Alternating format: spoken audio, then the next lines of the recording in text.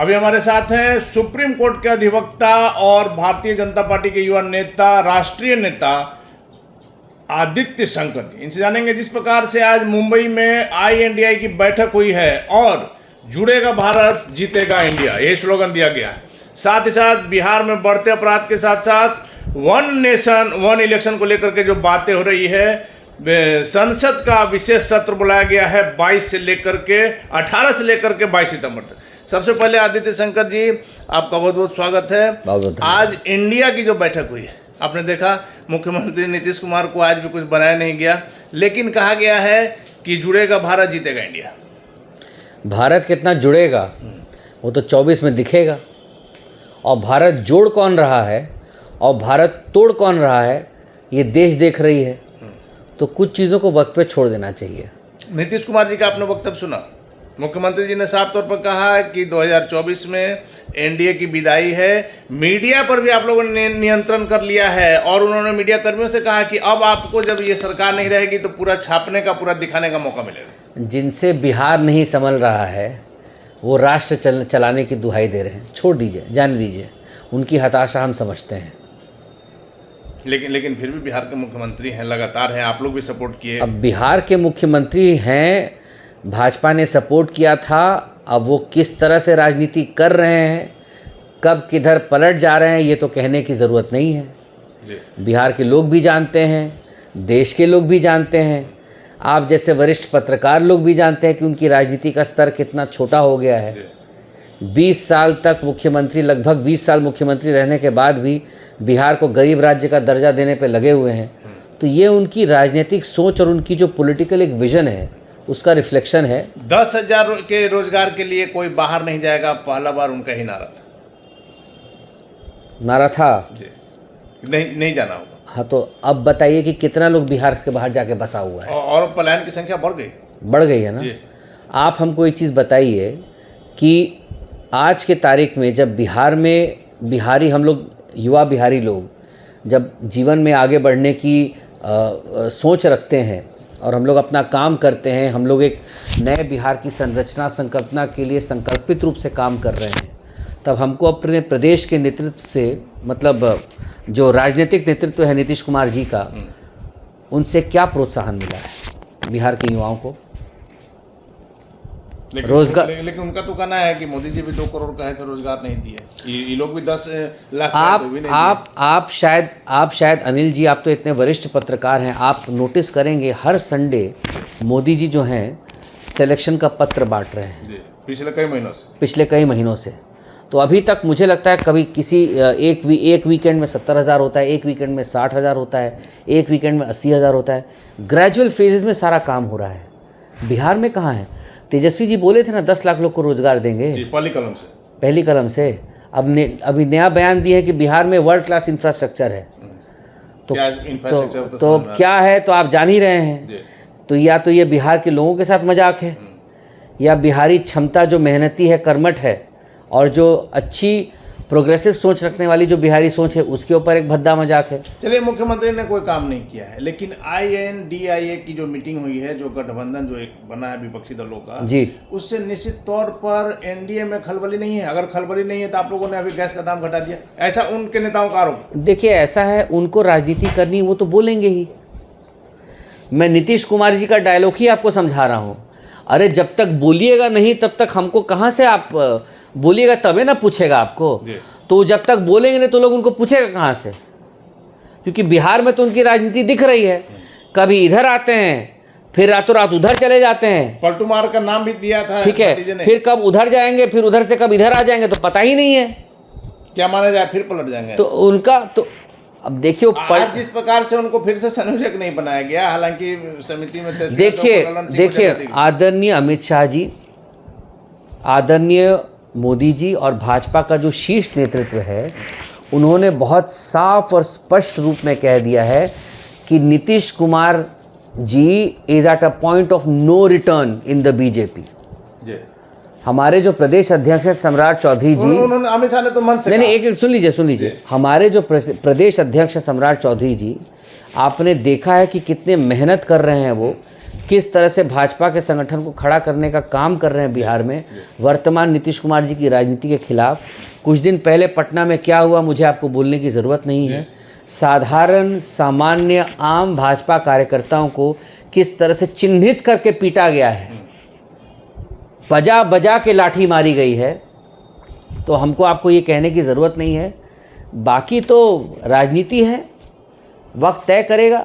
लेकिन इतना तो तय है कि 2024 के लोकसभा चुनाव में और 2025 के विधानसभा चुनाव में नीतीश कुमार जी का सुकड़ा साफ हो जाएगा। आदित्य जी, INDI की तो बात कर लिए, बिहार की बात कर लेते हैं, महागठबंधन की बात कर लेते हैं हम। जिस प्रकार से लालू प्रसाद यादव जी बेइज्जत हो रहे हैं नीतीश कुमार के द्वारा, आपने देखा होगा ये सुधाकर सिंह से लेकर के आप आलोक मेहता से लेकर के लास्ट में आ जाइए सुनील सिंह तक, RJD के मंत्री नेता सुनील सिंह को कहा जा रहा है कि लालू प्रसाद के सबसे करीबी हैं, राबड़ी देवी को भाई की तरह जी। वैसे में क्या यह सारी बेइज्जती मुख्यमंत्री नीतीश कुमार को बर्दाश्त करना, तेजस्वी को CM बनाने के लिए लालू प्रसाद कर रहे हैं, अपने नेताओं को बेइज्जत करवा रहे हैं? देखिए, इसके बारे में मैं ज़्यादा नहीं बोलूँगा क्योंकि उनका अपना अंदरूनी मामला है। लेकिन इतना तो क्लियर है कि लालू प्रसाद जी और तेजस्वी यादव जी नीतीश कुमार जी के साथ ऐसे तो आए नहीं हैं। मतलब की दोस्ती दोनों की जरूर कुछ इंटरनल बार्गेनिंग है कि चाचा जी हमारे प्रधानमंत्री के दावेदार बनेंगे, भतीजा बनेगा बिहार का मुख्यमंत्री। अब क्योंकि भतीजा बिहार का मुख्यमंत्री बन नहीं पा रहा है तो दोनों तरफ से बेचैनी है। इनको कुर्सी छोड़ना नहीं है क्योंकि वहाँ पे सीट रिजर्व्ड है मोदी जी के लिए, और यहाँ कुर्सी छोड़ेंगे तो भतीजा चाचा पे हावी हो रहा है। तो चाचा भतीजा की जोड़ी को मैनेज करने के लिए लालू जी पीछे से बैकअप सपोर्ट दे रहे हैं। लालू जी तो बेटा के लिए कर रहे हैं ना, पहले ही मीटिंग में तो दूल्हा चेंज कर दिया लालू। तो भाई तो दूल्हा चेंज कर दिया लालू जी, तो लालू जी समझ रहे हैं ना कि कौन कितने पानी में है। उनको अपने बेटा के मुख्यमंत्री नीतीश कुमार बिहार छोड़ेंगे नहीं तो तेजस्वी बनेंगे कैसे? तो इसीलिए लालू जी बहुत ही, मतलब मैं क्या बोलूं, लालू जी बहुत ही मैच्योर नेता हैं अपने पॉलिटिकल असेसमेंट में। लालू जी को पता है कि जब तक अपने बेटवा को नहीं बिठाएंगे वहाँ पे, चाचा जी को बिहार से नहीं भगाएंगे, तब तक बेटा राजा कैसे बनेगा। चाचा भागने के लिए तैयार नहीं है। चाचा भागना चाहता ही नहीं है। चाचा तो बोल रहा है कि आज हम इनने कल हम उनने। क्या लग रहा है ये दोस्ती चलेगी? मतलब कि जो दोस्ती, देखिए आप खुद एक वरिष्ठ पत्रकार हैं, इस अलायंस के पहले आप तेजस्वी जी, तेज प्रताप जी का बहुत सारा वीडियो सोशल मीडिया पे चल रहा है, यूट्यूब पे आप जाके देखिए, हमारे प्रिय चाचा जी के बारे में कितने प्यारे शब्द उन्होंने कहे थे। और आज ये जो महागठबंधन की डबल इंजन की बात करते हैं ये लोग, इनकी राजनीति में खुद कितना दुराचार है ये तो कहने की ज़रूरत नहीं है।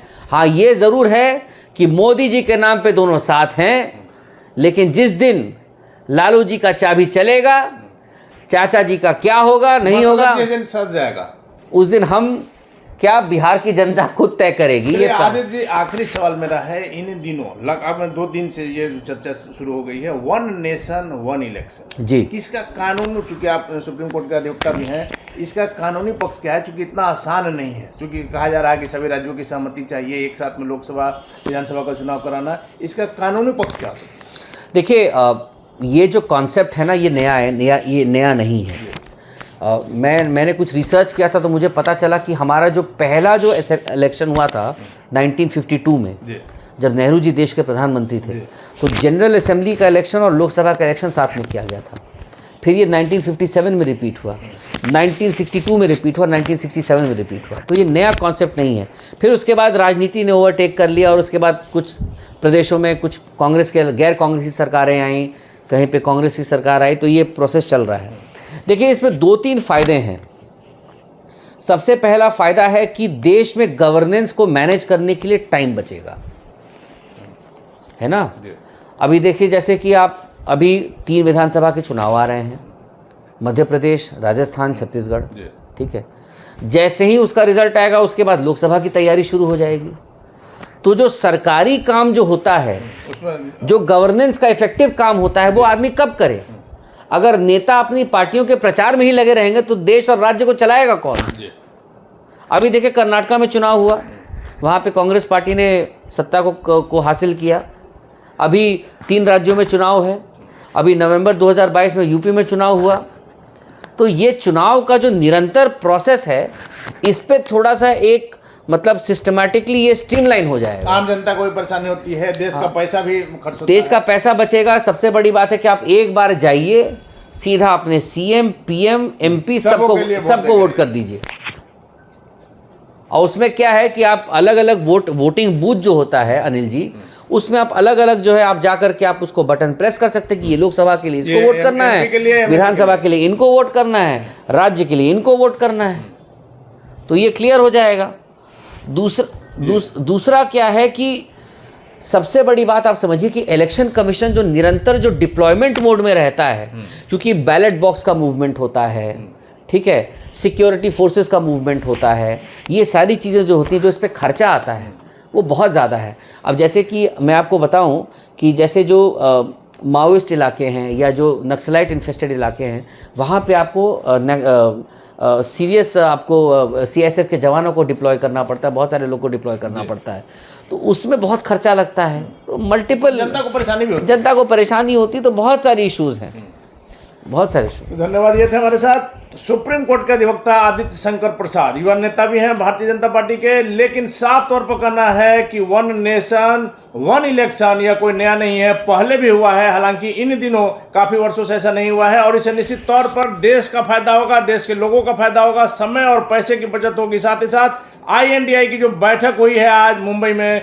उसे लेकर के साफ तौर पर कहना है कि यह घमंडियों का गठबंधन है, इसका कोई हस्र नहीं होगा, कोई इसका अंजाम नहीं होगा, बीजेपी को इससे किसी प्रकार की कोई दिक्कत नहीं है। आदित्य शंकर के दावों में क्या सच्चाई है, वक्त बताएगा। फिलहाल आप बने रहे। अगर ये वीडियो पसंद आई और वह बिहार के राजनीति और बिहारियत से सरोकार रखेनी तो सब्सक्राइब बटन दबा के चैनल के सब्सक्राइब कर ली। ओजे एगो घंटी बा, ओकरा बटन दबा देला से कुल सटीक और मारक खबर रुआ मुफ्त में मिल जाई। अगर रुआ पत्रकारिता के हमनी के नया प्रयोग में सहयोग कर चाहतानी तो ज्वाइन बटन दबा दी। पेटीएम नंबर नोट कर ली 9386816700। धन्यवाद।